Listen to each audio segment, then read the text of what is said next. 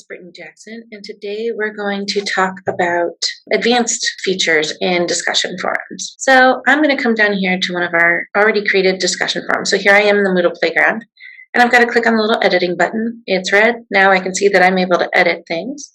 But I'm going to come down here and find a discussion forum. And what I'm going to do is I'm going to come over here, I'm going to click edit and edit settings. So here we've got a testing forum. You must post once is the description. Currently the forum type is a Q&A.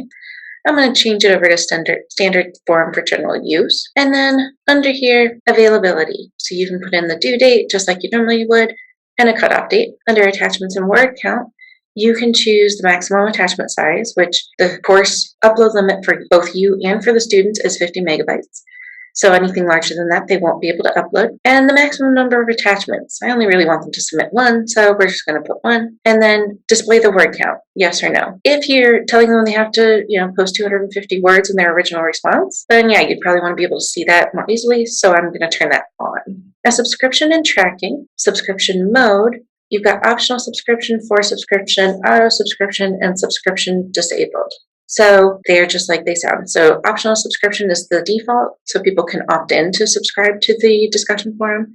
You can force them to be subscribed. It can be auto to whatever they've got already enabled on in their profile, or subscription disabled, so nobody can subscribe to that particular subscription.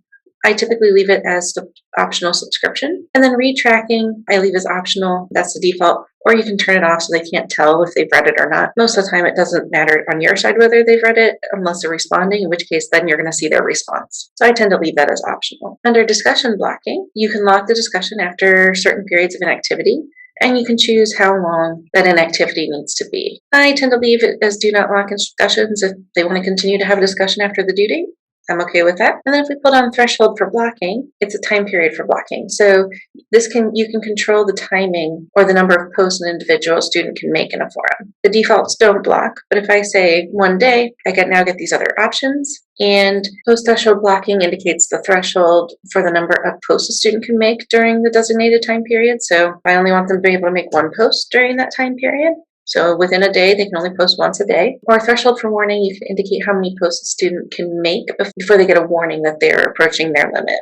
Defaults for both of these are 0, so I'm going to return that back because I don't typically do any threshold blocking. I've never had an issue with that in my courses. And then under whole form grading, here you choose scale or point just like you would for regular grading. I typically tell people to leave whole form grading as none, though you can, of course, come down here, change the number of points, the grading method, simple grading guide or rubric, category, what category do you want it to be in, and then whether or not to notify students that they received it. I tend to tell people to leave this as none and to use the ratings. So here you can see who has the permission to rate.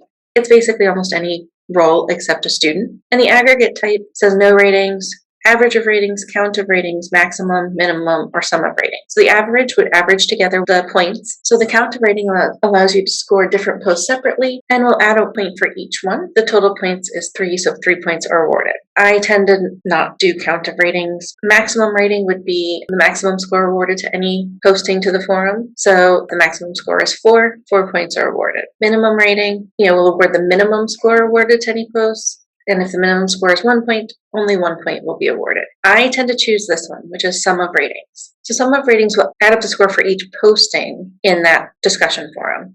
So I tend to put them at 10, and I tell students they have to post 1 original post, which is worth 6 points, and 2 responses to their peers. So they have to do a response to 2 different peers. So 2 extra posts, and each of those is then 2 points. So they get the total of 10 points, but the first one gives them the most points, and then the others complete out their points for that particular assignment. And then grade category, if we click on that, we can choose what category, if we've already got categories created in the gradebook, and we do in this case, we can choose discussion forums. You can always come back in if you didn't have it created in the gradebook, but you want to finish creating this particular assignment. You can always come back in after you've created a category and update this to be whatever category you want to put it in. Under common module settings, show it on the course page, hide it from students, make it available or not shown on course page. Defaults show on course page.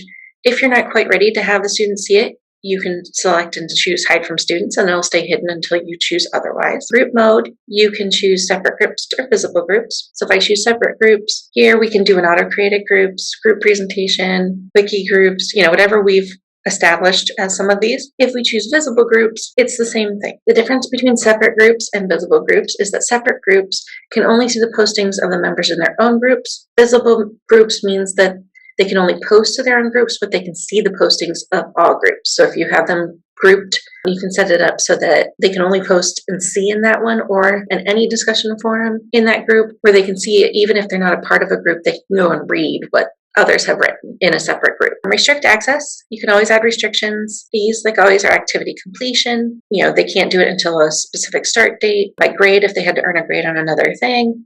By the group or groupings, if it's for an individual student, which discussion forums probably won't typically be, but it's a possibility. And then if you set any other restrictions. So if I set activity completion, for example, it's going to give me now this drop-down menu, and I can choose what they have to have completed in order to access this. So I can choose any of the assignments. You can see any of the assignments I've had in here.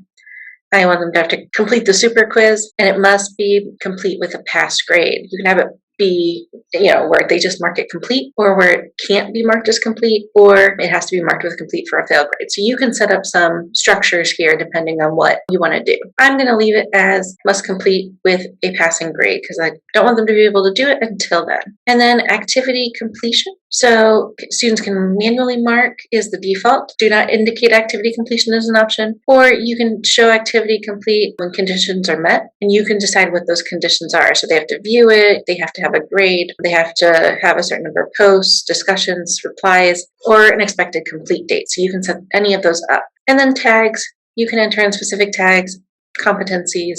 I tend to leave the defaults because for the most part we aren't using competencies, and tags aren't required in what we do most of the time. So once I go ahead and hit save and return to course, you see that because I had two things that weren't meshing, I have to change one of these. I'm going to go back to manually marking students as completed. So under here, you can see it says you must select an activity with require grade completion condition set. So I've got to come down here and require grade. I use the rating one, and now I should be able to hit save and return to course. So here I am back out on the Moodle playground. If I come down here and look at testing forum, because that's what we had put in, you can see here it's grayed out and it's not available unless they've marked the super quiz as complete. So they won't be able to do anything with it until that particular thing has been done. And once it is, then they're able to go in and respond to the testing forum. As always, if you have any questions, feel free to reach out to us. We're here to help, and we're in the library. And as always,